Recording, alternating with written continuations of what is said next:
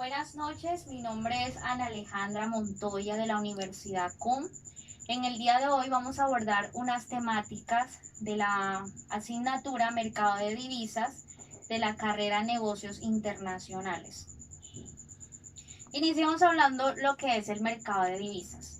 El mercado de divisas, también conocido como mercado Forex, es un mercado mundial y descentralizado donde se negocian divisas, ya sea peso, dólares, entre otras divisas.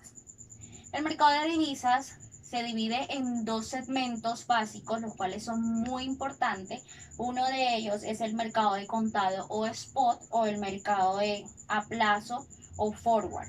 El mercado de contado o spot es una operación al contado, es decir, que la liquidación de la transacción se verifica de forma inmediata, en el momento. Es decir, que si un banco ofrece una cotización al contado para cualquier divisa, ya sea peso o dólar, esta sola será válida si se verifica en el momento que se hace la operación, si se hace en el momento en que se hace la operación. También se acepta como contado aquella que tiene un lugar en un plazo no superior al día siguiente o al día hábil posterior a la fecha en la que se realiza la transacción al tipo de cambio fijado. Esta se verifica de inmediato, mientras que el mercado a plazo o el mercado forward es un mercado que es a futuro. Estos en los centros financieros también se transan también monedas que son recibidas o entregadas a ciertos precios fijados a priori y el vencimiento de ciertos plazos. Como le dije ahorita, pues en este mercado se hace a futuro, es un plazo pues más largo, mientras que en el mercado contado o spot se verifica de manera inmediata. El mercado de divisas tiene unas características las cuales son muy importantes. Una de ellas es que este mercado está siempre abierto, es un mercado que funciona a las 24 horas, es decir, que no tiene restricciones ni límites de horarios. Es un mercado al menudeo, es decir, que es un mercado donde se manejan billetes de moneda extranjera y cheques viajeros, pues este se manejan en las ventanillas bancarias y las casas de cambio, pues son usados principalmente por viajeros internacionales y por turistas. Hablemos también el tipo de cambio cruzado, pues este tipo de cambio se da entre dos divisas para obtener o con relación a una tercera divisa. Es decir, el tipo de cambio entre dólares y libra esterlina, y el tipo de cambio entre dólares y yen, pues implica el tipo de cambio entre libra esterlina y el yen.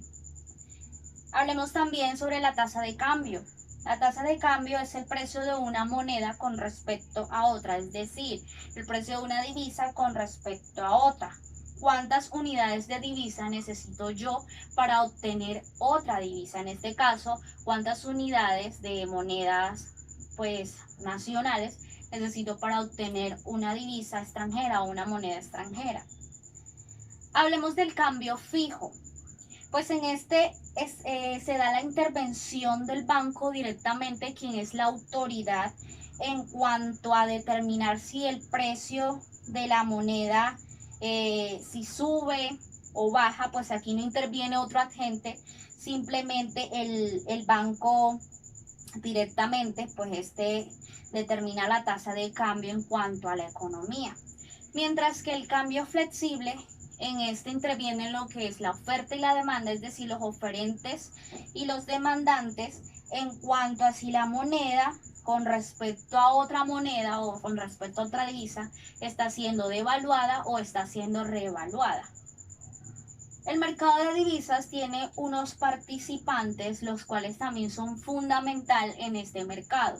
Uno de ellos es el banco comercial y los bancos de inversiones. Estos actúan por cuenta propia y también bajo las necesidades o los requerimientos del usuario, en este caso los clientes. También están los brokers, pues estos actúan como intermediarios entre particulares o entre oferentes y demandantes y reciben una comisión. Están los bancos centrales y entidades supranacionales, entre estos está el Fondo Monetario Internacional.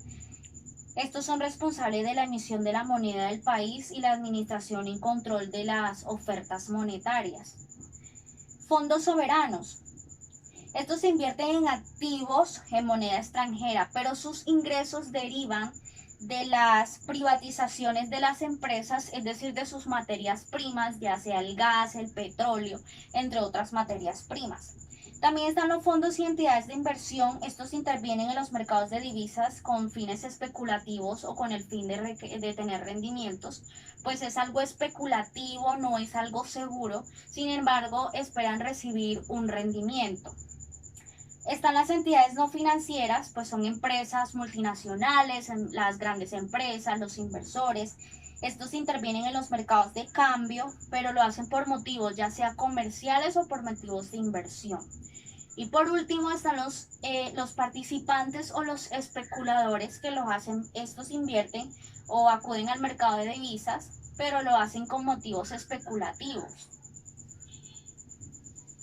En función de los distintos agentes que intervienen en las operaciones de cambio en el mercado de divisas, estos tienen una clasificación. Uno de ellos es la liquidación de pagos, pues esta deriva de las exportaciones y de las importaciones. También está la cobertura, que está destinado a evitar impactos en las cuentas de resultados por variaciones en los precios de la moneda frente a otra moneda, es decir, tienen el papel de cubrir ese resultado que se da en la variación en cuanto a ese resultado del precio de una moneda frente a otra moneda, es decir, de una divisa frente a otra divisa. Cumplen esa función de cobertura.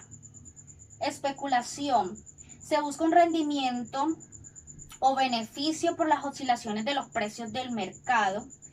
Y está la intermediación, que aquí también cumple un papel fundamental los brokers, pues su objetivo es que se encuentren compradores y vendedores u oferentes y demandantes, y este funciona como intermediarios entre estos dos y pues cobra una comisión.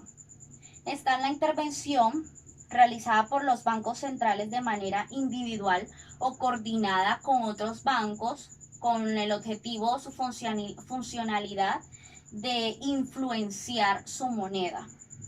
Y por último está el arbitraje. Este busca aprovechar las ineficiencias del mercado para obtener un rendimiento o un beneficio sin ningún riesgo. Hablemos del mercado libre y del mercado negro. El mercado libre es un sistema económico adaptado según las políticas de cada estado o de cada nación.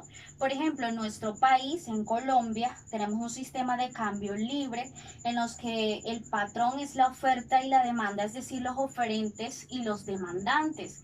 Este mercado es un mercado donde si usted tiene una queja, un reclamo con respecto a un bien o un servicio, que es lo que se negocia en este mercado, usted puede acercarse a cierta entidad y hacer una solicitud con respecto a su reclamo, lo cual es totalmente distinto o diferente al mercado negro, porque este es totalmente opuesto al mercado libre, ya que este es un mercado oculto donde se mueve capital ilegal. En este mercado no se está permitido vender los productos a un precio más bajo en la economía, pues en este mercado tiene una particularidad, y es que las personas o los compradores o los que hacen parte de este mercado no pueden quejarse, no pueden acercarse a una entidad para emitir un reclamo, porque su solicitud no va a ser atendida, y entre otras cosas se van a dar cuenta de que esta persona está siendo parte o está apoyando ese capital ilegal. Hablemos de la tasa de interés. Este porcentaje, el cual está invertido en un capital en un determinado periodo o en un determinado tiempo. A este dinero o a este porcentaje se le denomina el precio, se le llama el precio del dinero. Este precio del dinero, que puede ser abonado a un dinero que es prestado o cedido bajo un crédito, es decir, usted realiza una inversión, usted va a adquirir un capital, una tasa de interés bajo un periodo determinado. De acuerdo a la tasa de inflación tenemos la nominal y tenemos la real. La nominal es el tipo de interés que no incluye la pérdida del valor del dinero con respecto a la inflación, con respecto a la pérdida del poder adquisitivo de los bienes y servicios, en este caso de la moneda, mientras que en la real esta se incluye la inflación, ya que esta se da porque al restar la inflación al tipo de interés nominal. Aquí sí se incluye esa pérdida de poder adquisitivo en cuanto a los bienes y servicios o en cuanto a la moneda. De acuerdo a la estabilidad, tenemos la tasa de interés fija y la tasa de interés variable. La tasa de interés fija, pues esta se establece al inicio del contrato y se mantiene también al finalizar el contrato. Por ejemplo, cuando nosotros adquirimos un bien, una casa, esta tasa de interés se mantiene fija durante todo ese periodo hasta su vencimiento. Mientras que la tasa de interés variable, esta cambia a lo largo del vencimiento del contrato, es decir, que puede fluctuar, pueden haber cambios, puede estar alta, puede estar baja, dependiendo la situación. De acuerdo a su valor económico, esta puede ser positiva o negativa. Positiva si está por encima de cero, pues indica que la economía va en crecimiento, pero es negativa cuando está por debajo de cero y esto indica que la economía está en decrecimiento, lo cual es totalmente negativo. Pero hablemos también un poco de ¿qué es el mercado? Cuando hablamos del mercado, pues el mercado es un espacio físico, es una tienda virtual, una plaza, lo cual es un elemento fundamental para realizar negociaciones de bienes y servicios, donde hay dos actores muy importantes que son los oferentes y los demandantes. Mercado del dinero. Este hace que en la economía las personas tomen la decisión de adquirir dinero o no adquirir dinero, y esto está relacionado con las tasas de interés. Si la tasa de interés está bajita, pues las personas van a querer adquirir dinero, pero si las tasas de interés están altas, las personas no van a querer adquirir dinero. Y acá me detengo. Si una persona tiene un capital, pues esta persona tiene un capital o un efectivo, pues lo invierte en un banco o compra un bono para generar o recibir utilidades. Ahora, ¿qué es un bono? Un bono es un instrumento de deuda pública que hace parte del mercado financiero. Este se negocia en la bolsa de valores, donde están dos actores muy importantes que son los oferentes y los demandantes. Hablemos también un poco acerca del sistema financiero colombiano. Este es aquel que está constituido por un conjunto o está conformado por un conjunto de instituciones, medios y mercados con el fin de canalizar el ahorro generado por los prestamistas. Estos facilitan y otorgan la seguridad en la economía. Este tiene unas funciones y una de ellas, como ya lo mencioné, es captar el ahorro y canalizarlo. Otra de sus funciones es lograr estabilidad en la economía o estabilidad monetaria. Otra de sus funciones es ofertar productos que se adapten a las necesidades de los inversionistas, de los inversores, de los ahorradores, buscando generarles satisfacción al menor costo posible. Hablemos también un poco acerca de lo que es la entidad Bancoldes, lo cual es muy importante, sobre todo en el sector de exportaciones, para aquellas personas que quieren exportar pero no tienen un capital, pues simplemente solicitan un crédito a una entidad bancaria y Bancoldes se encarga de girar los recursos. Hay unos entes que controlan y vigilan el conjunto de instituciones y entidades financieras. Uno de ellos es el Banco de la República, el Ministerio de Hacienda y Crédito Público, la Superintendencia Financiera de Colombia. Está el Fondo de Garantías de Instituciones Financieras, el FOGAFIN. Pues más adelante les voy a estar ampliando sobre estos entes. Pero hablemos también un poco acerca de la estructura del sistema financiero colombiano, de su evolución, de su origen y todo este proceso o etapas que ha vivido. El origen del sistema financiero colombiano, pues hoy en día pues hemos visto cómo ha ido evolucionando, cómo ha ido creciendo en cuanto a sus procesos, sus etapas, para llegar a lo que hoy es la actual banca universal. Hablemos un poco de su historia. En 1928 pues se crea la Bolsa de Valores en la ciudad de Bogotá, la Bolsa de Valores de Bogotá. En 1950 se crean los bancos comerciales. En 1960 la aparición de corporaciones financieras. En 1970 nacieron las corporaciones de ahorro y vivienda. Y en 1970 también se crean las compañías de financiamiento comerciales.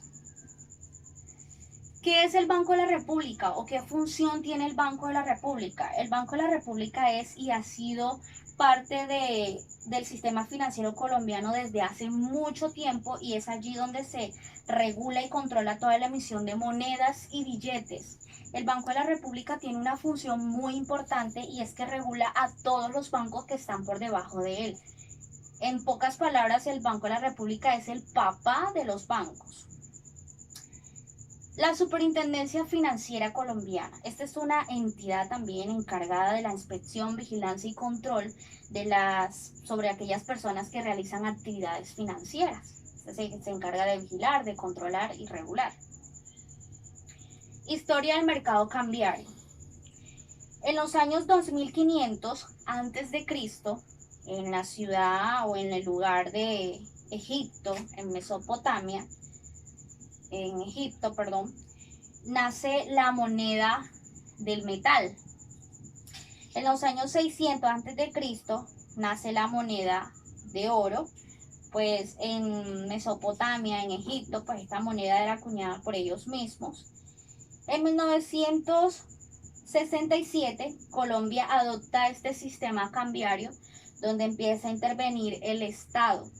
Sin embargo, en la década de los 90, el Estado interviene un poco menos, ya que hay dos actores que están interviniendo, como lo es el gobierno a través del Banco Central y el mercado. Pero ya para el año 2014, el Estado o los bancos centrales comienzan o dejan de intervenir en este mercado. En el mercado cambiario, actualmente quien está determinando el tipo de cambio es la oferta y la demanda, es decir, que el Banco Central, el gobierno, el Estado ya no interviene, simplemente la oferta y la demanda. Hablemos también de la Bolsa de Valores de Colombia. Esta fue creada el 3 de julio del 2001. Es una entidad privada inscrita en la Bolsa de Valores, pues esta administra los mercados de renta fija, derivados y acciones. Pues esta nace tras la fusión de 3 bolsas ubicadas en 3 ciudades, una en Medellín, una en Bogotá y una en Cali. Y esta está vigilada por la Superintendencia Financiera de Colombia. Riesgo de crédito. Este se produce en el momento donde hay oferentes y demandantes. Acá ocurre una incertidumbre de pago, es decir, cuando las empresas ofrecen recursos o prestan sus recursos, esa incertidumbre de ese no pago se le llama impago. Y ya por último, hablemos de la diversificación internacional y el riesgo de crédito global. La globalización de mercados y la actividad financiera, pues esta provee un lazo entre mercados locales. Esto ayuda a entender o a determinar la vinculación entre los países, entre los sectores, pero nace una dificultad, y es de la construcción de las cartas diversificadas internacionales, lo que deriva de ahí el riesgo de crédito global. Y por último, el riesgo de liquidación es una estructura por el conjunto de bienes y servicios, lo cual una organización depende de esta para subsistir o para apoyarse, ya que si esta no es administrada de la mejor manera, pues la empresa puede caer en bancarrota, puede perder puede tener pérdidas, incluso vender sus activos no corrientes, que son aquellos que tiene durante más de un año en la empresa, y todo esto para suplir sus necesidades. Hay muchas causas por las cuales se dan este tipo de riesgo de liquidación y una de ellas es el excesivo crediticio que se le da a una persona, y todo esto por no estudiar su vida crediticia, su habilidad o capacidad de pago, entre otras causas que también hacen que se dé este riesgo. Entonces, eso fue todo por hoy. Muchas gracias. Buenas noches.